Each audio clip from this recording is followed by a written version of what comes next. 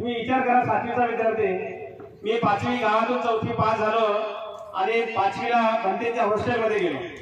5वी 6वी 7वी 2 वर्ष 2.5 वर्ष साध्या ड्रेसवर राहिलो आणि 7वीला चिवर घेऊन भंतीच्या सानिध्यात राहिलो. भंतीचे असे शक्ती देत होते बघा साऱ्या विद्यार्थ्यांना, हॉस्टेलमधल्या साऱ्या विद्यार्थ्यांना. 4ला उठलंच पाहिजे, 4ला नाही उठणाऱ्या मुलांना जेवण देत नव्हते.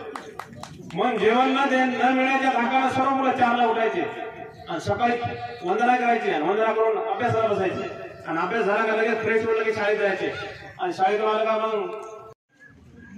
पाऊस येणार नाही, काही घाबरू नका.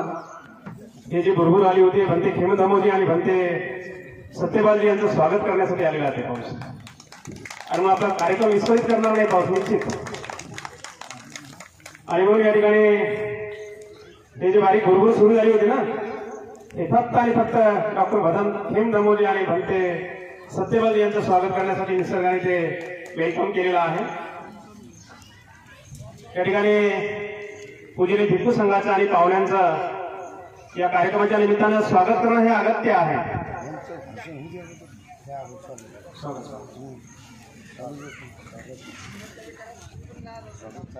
या ठिकाणी नुकतंच ज्यांचं आगमन झालं असे प्राचार्य डॉक्टर खेमधामोजी यांचं या ठिकाणी पुष्प देऊन या ठिकाणी स्वागत केलं जाईल. मी आयुष्यमान या मावसाळा गावाचे उपसरपंच प्रभाकरराव घाटे यांना मी सूचना करतो, पूज्य भदंत प्राचार्य डॉक्टर खेमधामो यांचं या ठिकाणी पुष्प देऊन स्वागत करावं. पूज्य भदंत प्राध्यापक डॉक्टर एम सत्यपालजी, पाली विभाग प्रमुख डॉक्टर बाबासाहेब आंबेडकर मराठवाडा विद्यापीठ औरंगाबाद यांचं या ठिकाणी पुष्पगुच्छ देऊन स्वागत करण्यासाठी तुळशीरामजी घाटे माजी सरपंच मावसाळा यांना सूचना आहे.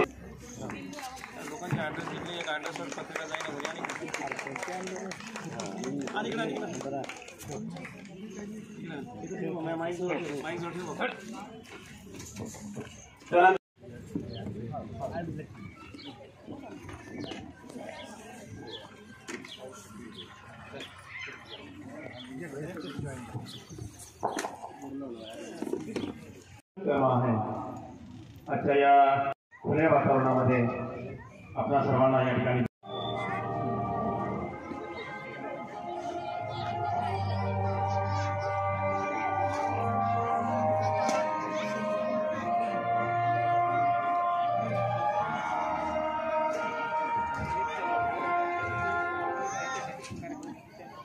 आजच्या या मंगलमय प्रसंगी या पवित्र बुद्धभूमी मावसाळा या ठिकाणी कार्यक्रमाला लागल्याची सुरुवात आपण या ठिकाणी करूया. पूज्य भदंत रत्नबोधीजी ज्यांचं नुकतंच या ठिकाणी आगमन झालेलं आहे. पूज्य भदंत रत्नबोधी, पूज्य भदंत सारीपुत्रजी, पूज्य भदंत ब्रह्मसिंहजी,